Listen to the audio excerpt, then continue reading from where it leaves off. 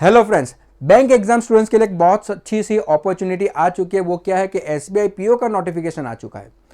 तो जो भी स्टूडेंट्स अब तक प्रिपरेशन कर रहे थे आईबीपीएस के लिए, क्लर्क, पीओ, आरआरबी के लिए और आरबीआई के लिए, तो उनके लिए एक अपॉर्चुनिटी है कि वो अभी 2 मंथ्स में और एक प्रिपरेशन देके एक बैंक एग्जाम जो है वो आप क्रैक कर सकते हो, और वो है एसबीआई पीओ का।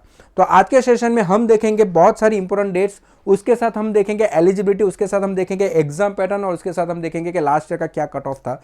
तो स्टूडेंट्स सभी आप यहाँ पे ध्यान दीजिए कौन कौन सी इंपॉर्टेंट डेट है, यानी अगर हम डेट मिस कर गए तो ये एग्जाम हमारी मिस हो जाएगी। तो फर्स्ट ऑफ ऑल हम फोकस करेंगे डेट्स पे, कौन कौन सी इंपॉर्टेंट डेट्स है। तो पहले हम अगर देखते हैं the tentative schedule of SBI PO exam is as follow. तो क्या शेड्यूल है, क्या डेट्स है हमारे लिए।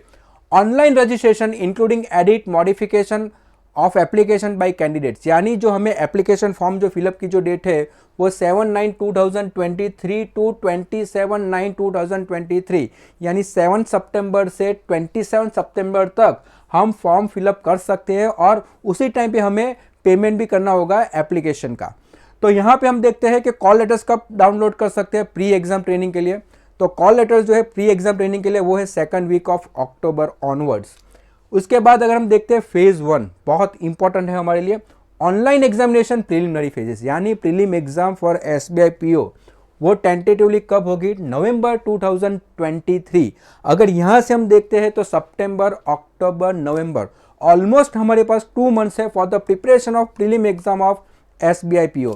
उसके साथ result of online examination that will be again in November December 2023। Call letter for mains exam November December 2023। Online examination for mains exam, यानी मेंस एग्जाम कब कंडक्ट हो सकती है, टेंटेटिवली है दिसंबर टू जनवरी 2023 और 24। Declaration of result again December 2023 to 24। और उसके बाद अगर हम देखते हैं download of phase 3 call letter that will be January February 2024, यानी यहाँ पे हम देख सकते हैं कि download of phase 3 call letter, psychometric test, interview, group discussion and declaration of final result, ये सब चीज कब होगी, जनवरी फरवरी में होगी 2024, और फाइनल रिजल्ट जो डिक्लेयर होगा वो होगा फरवरी मार्च 2023। तो यहाँ पे हम देख सकते हैं कि बहुत सारी इंपॉर्टेंट डेट्स जो है वो हमें ध्यान में रखनी है। बट फर्स्ट ऑफ ऑल हमें क्या करना होगा, फर्स्ट ऑफ ऑल हमें ये करना होगा कि हमें पहले तो अपना ऑनलाइन रजिस्ट्रेशन कंप्लीट करना होगा। कौन सी डेट से पहले, 27 सितंबर से पहले। लेकिन जो भी स्टूडेंट्स बहुत ही सीरियस है एग्जामिनेशन के लिए, तो वो मैं सोचता हूं कि आप 1 वीक के अंदर ये फॉर्म फिलअप करके आप अपनी प्रिपरेशन पे लग जाए। तो बहुत ही इंपॉर्टेंट है ये हमारे लिए, ये एग्जाम ही हमारे लिए बहुत इंपॉर्टेंट है। एसबीआई पीओ की examination that is one of the best examination अगर हम बैंक एग्जाम्स की देखें तो चलिए अभी हम देखते हैं आगे। तो सेकंड पार्ट के क्या वैकेंसी आई है इस बार, टोटल एसबीआई पीओ की जो वैकेंसी है वो हम देख लेते हैं। तो यहाँ पे आप देख सकते हो कि करंट वैकेंसी, यानी अगर एससी में देखते हो तो 300 वैकेंसी है, एसटी में 150 है, ओबीसी में 540 है, ईडब्ल्यूएस सेक्शन में 200 है, और जनरल कैटेगरी में 810। यानी टोटल वैकेंसी अगर हम देखते हैं तो 2000 वैकेंसी टोटल इस बार एसबीआई पीओ में आई है। तो बहुत सारी अच्छी सी अपॉर्चुनिटी हम सबके लिए। 2000 वैकेंसी के लिए हमें मेहनत करनी पड़ेगी, 2000 वैकेंसी इन एसबीआई पीओ, ठीक है। तो हमें यह ध्यान में रखना होगा कि कितनी वैकेंसी है, that is total will be 2000 vacancy for SBI PO. और अब हम देखेंगे what will be the eligibility criteria. तो एलिजिबिलिटी क्राइटेरिया क्या है, तो first of all age limit, यानी अगर एज लिमिट की बात करें age on 1 April 2023, age on 1 April 2023 not below 21 years and not about 30 years, यानी जो एज की जो रेंज है वो that is from 21 to 30 years के जो भी स्टूडेंट्स हैं वो अप्लाई कर सकते हैं एसबीआई पीओ के लिए। बहुत ही क्लियर लिखा हुआ है, candidate must have been born not later than 1/4/2002, यानी 2002 के बाद का जिसका भी बॉर्न हुआ है वो अप्लाई नहीं कर सकते, और एंड नॉट अर्लियर देन 2/4/1993, यानी 2 अप्रैल से पहले जो भी स्टूडेंट है जिसकी भी एज 1993 के पहले जो बॉर्न हुआ है वो अप्लाई नहीं कर सकते हैं। और relaxation in upper age limit shall be as below, यानी जो भी कैटेगरी में स्टूडेंट्स आते हैं उसके लिए थोड़ा रिलैक्सेशन है। वो कौन कौन सी कैटेगरी में रिलैक्सेशन है, एससी एसटी कैटेगरी के लिए 5 ईयर्स का रिलैक्सेशन है, यानी वो 35 ईयर्स तक वो एग्जाम दे सकते हैं। बैकवर्ड क्लास नॉन क्रिमिनल के लिए 3 ईयर्स का रिलैक्सेशन है, यानी वो 33 ईयर्स तक एग्जाम दे सकते हैं। उसी के साथ person with benchmark disability as defined under the rights of person with disabilities act 2016 उनके लिए 10 ईयर्स का रिलैक्सेशन है। और जो भी एक्स सर्विसमैन है, कमीशन ऑफिसर है, emergency commission officers, short commission officers who have rendered at least 5 years of military service, यानी जो भी मिलिट्री सर्विस में होता है उनके लिए भी 5 years तक का रिलैक्सेशन है, यानी वो भी 35 years तक ये एग्जाम दे सकता है। So these are the relaxation जो SC ST OBC और डिसेबल्ड जो पर्सन होते हैं उनके लिए ये एज रिलैक्सेशन है। तो ये भी चीज़ हमारे लिए बहुत ही इंपॉर्टेंट है, इसको भी हमें ध्यान में रखना होगा।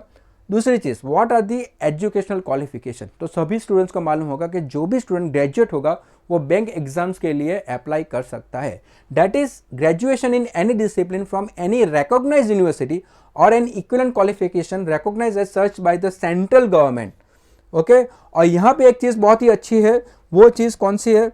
तो यहाँ पे आप देख सकते हो कि those who are in the final year semester of their graduation, यानी फाइनल ईयर स्टूडेंट्स भी यहाँ पे अप्लाई कर सकता है, may also be provisionally subject to the condition that if call for the interview, अगर उन्होंने एग्जाम क्रैक कर ली और जब उनको इंटरव्यू के लिए कॉल आएगा, they will have to produce the passing certificate, यानी पास ग्रेजुएशन एग्जामिनेशन का सर्टिफिकेट उनको प्रोड्यूस करना पड़ेगा।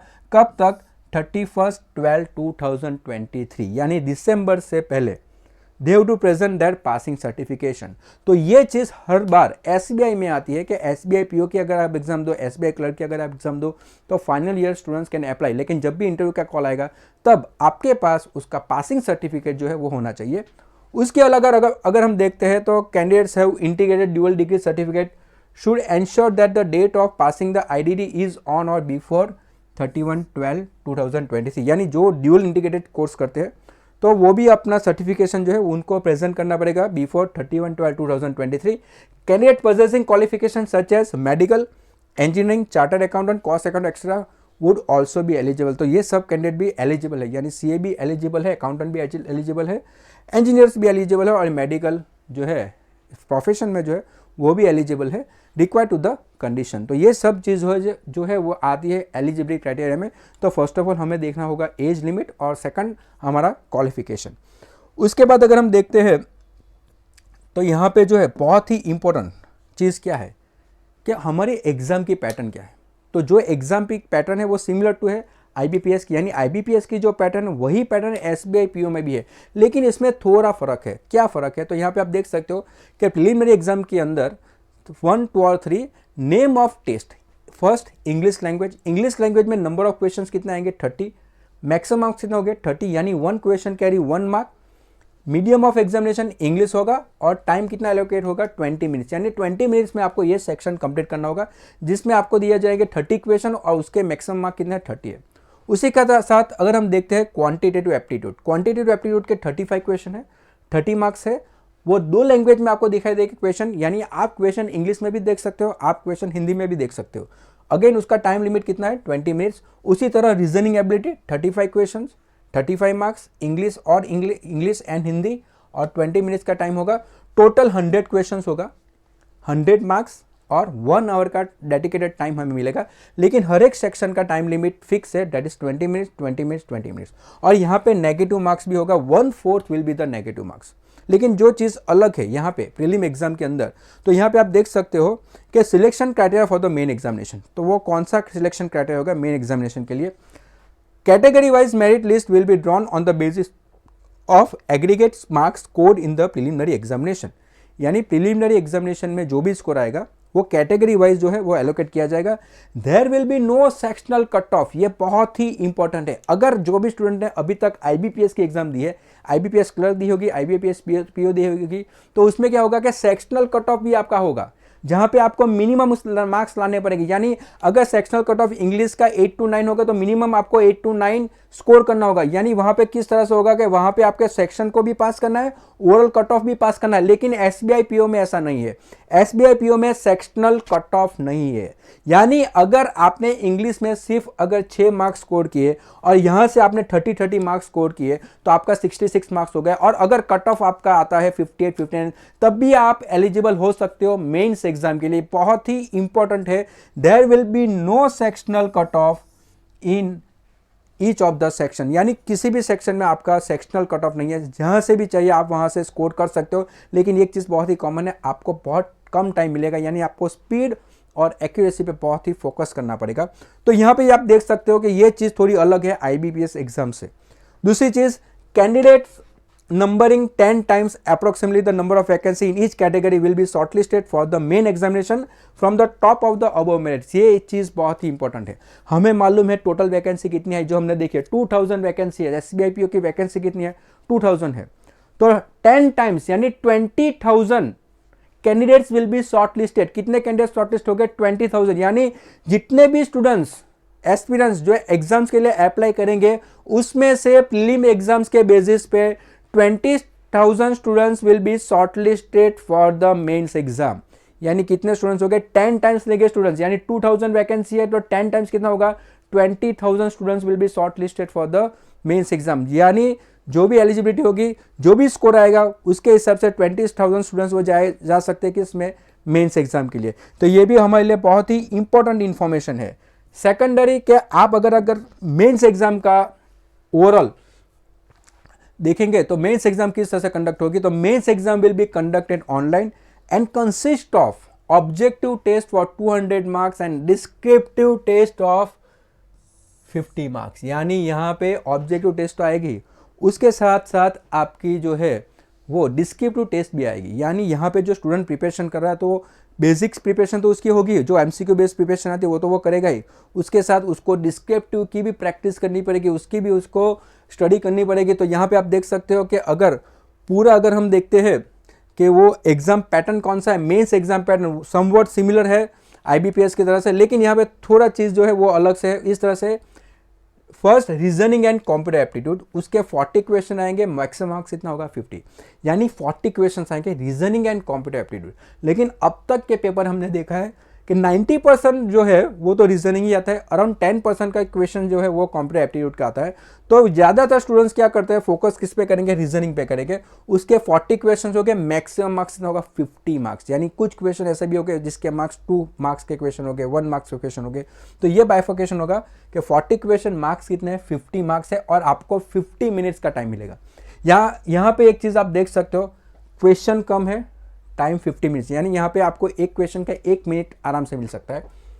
General economics banking awareness, SBI की बहुत ही चीज़ कॉमन है कि यहाँ पे आपको जो है जो जनरल अवेयरनेस के जो क्वेश्चंस आते हैं उसमें इकोनॉमिक्स भी आएगा, बैंकिंग भी आएगा और जनरल यानी करंट अफेयर्स भी आ सकता है, जिसके आपके 50 क्वेश्चंस हो गए, मैक्सिमम मार्क्स हो गए 60, और इसके लिए आपको मिनट्स कितनी मिलेगी, 45 मिनट्स। यानी 45 मिनट्स में आपको 50 क्वेश्चन अटेम्प्ट करने होंगे। इंग्लिश लैंग्वेज 35 क्वेश्चन आएंगे, बहुत इंपॉर्टेंट सेक्शन है, 35 क्वेश्चन आएंगे, 40 मार्क्स है, 40 मिनट्स का टाइम है। डेटा एनालिसिस एंड इंटरप्रिटेशन बहुत इंपॉर्टेंट है। SBI PO का अगर आप देखोगे ना पेपर, तो ज़्यादातर क्वेश्चन जो है वो DI से आते हैं, यानी डेटा एनालिसिस और डेटा इंटरप्रिटेशन से आते हैं।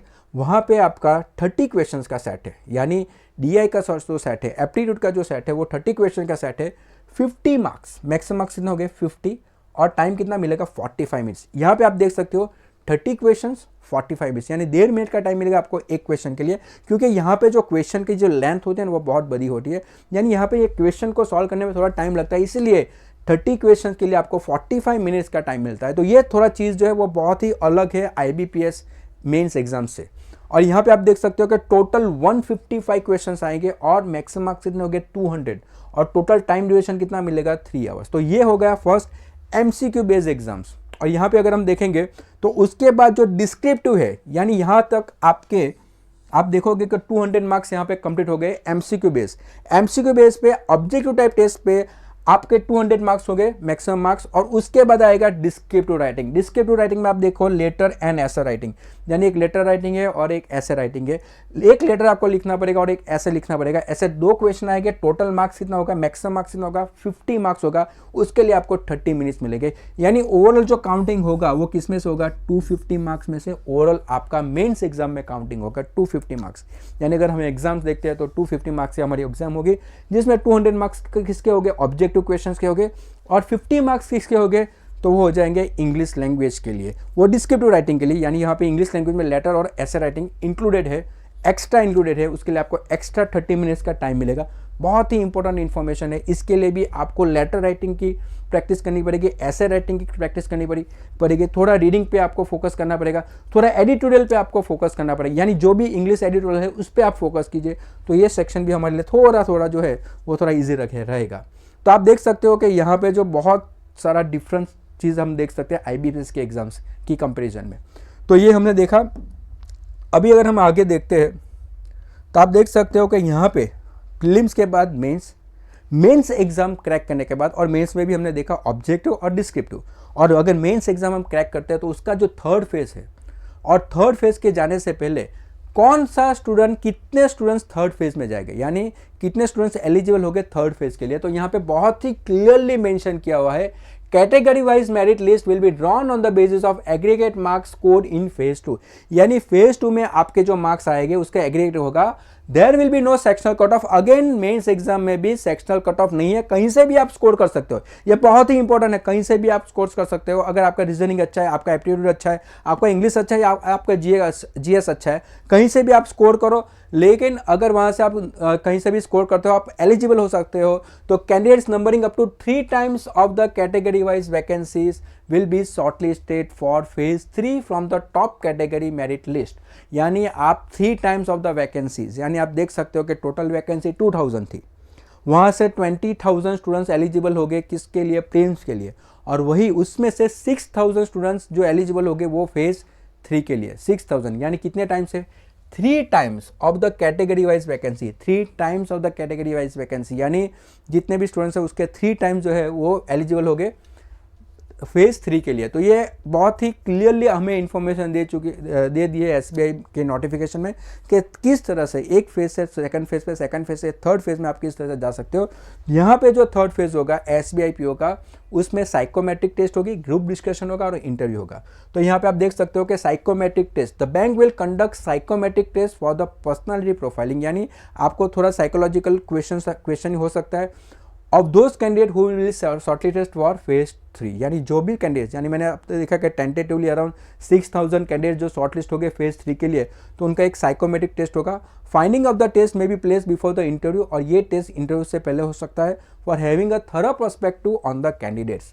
और इसका जो स्ट्रक्चर होगा वो इस तरह से होगा, मैक्सिमम मार्क्स कितने हो गए, ग्रुप एक्सरसाइज और इंटरव्यू, यानी बेसिक जो है 2 पार्ट्स में डिवाइड हो गया। First that will be a group exercise, second will be the interview, जहाँ पे ग्रुप एक्सरसाइज में आपका ग्रुप डिस्कशन भी हो सकता है, साइकोमेट्रिक टेस्ट भी हो सकता है, और उसके बाद इंटरव्यू में भी साइकोलॉजिकली क्वेश्चंस आ सकते हैं, और इंटरव्यू में बेसिक क्वेश्चंस भी आपको बैंकिंग अवेयरनेस के आ सकते हैं, पर्सनल क्वेश्चंस भी आ सकते हैं, करंट के भी क्वेश्चन आ सकते हैं। और उसका अगर कॉम्बिनेशन देखेंगे तो ग्रुप एक्सरसाइज का कितना मार्क्स है, 20 मार्क्स है, इंटरव्यू का कितना है 30 है, और ओवरऑल टोटल मार्क्स कितना होगा 50 मार्क्स, यानी टोटल कितना होगा 50 मार्क्स जो है वो थर्ड फेज में होगा।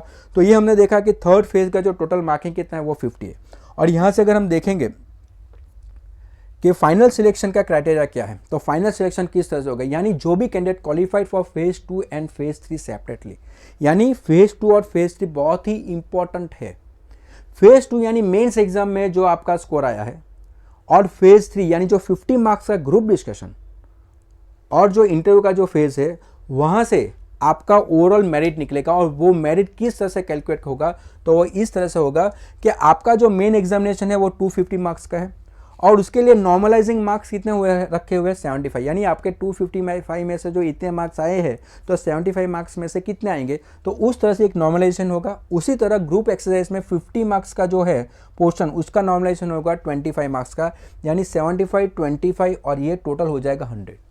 यानी बहुत इंपॉर्टेंट चीज़ क्या है, आप अगर इसको हम प्रॉपरली वर्कआउट करें, प्रॉपरली हम स्टडी करें, तो क्या है कि हमारे लिए जो मेंस एग्जाम का स्कोर है वो बहुत ही इंपॉर्टेंट है, क्योंकि वहाँ से 75% का स्कोर, एलिजिबिलिटी स्कोर कहाँ से आता है, 75% का स्कोर जो आता है वो कहाँ से आता है, वो मेंस एग्जाम से आता है। यानी मेंस एग्जाम हम जितनी ज़्यादा मेहनत करेंगे, जितना ज़्यादा स्कोर होगा, उतना हमारे लिए ये एग्जाम को क्रैक करना बहुत ही ईजी होगा। यानी SBI PO को अगर क्रैक करना है तो मेंस एग्जाम में ज़्यादा से ज़्यादा हमें स्कोर करना होगा, क्योंकि वहाँ का जो पोर्शन है वो 75% है। यानी अगर हम देख सकते हैं कि 3 टाइम्स वैकेंसी, यानी अगर फेज 3 में आप आते हो तो फेज 3 में again more than 5,000 candidate will appear in phase 3, और उसमें से 2,000 का सिलेक्शन होगा।